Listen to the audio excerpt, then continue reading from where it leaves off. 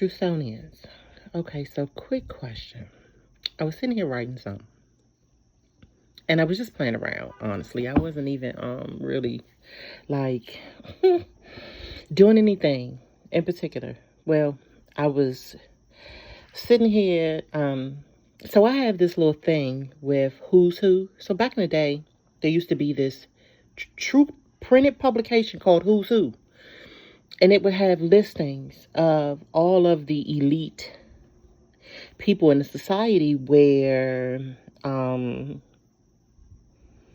there was this elite pool of resources, human resources, in terms of like leadership and affluence and those on the higher chain of the social totem. But for some reason, I was always fascinated about this publication because it gave the person and where they came from and their, a briefing on their lineage, their accolades, their interests and their sports and all that stuff. Come to find out, it was a printing of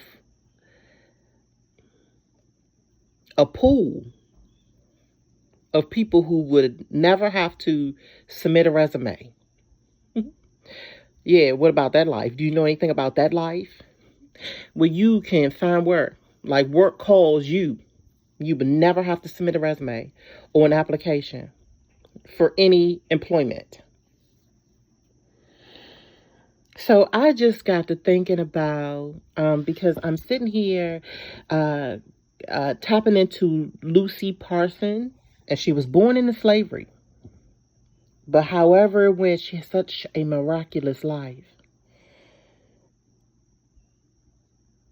And her being born into slavery triggered me to thinking about, okay, so what happened to the legislation that says if your mom is a slave, you a slave, and it's for your entire lifetime?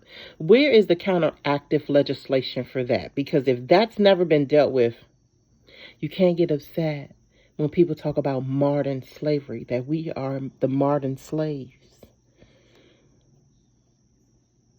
And that the working class are working class indefinitely unless you find some kind of unique way to make it out. So for all us regular ass folk, where's the paperwork that nullifies the if your mama was born a slave, you a slave for your entire life, indefinitely within this society? If you were born into this society a slave, you will die from this society a slave. Just wondering about that.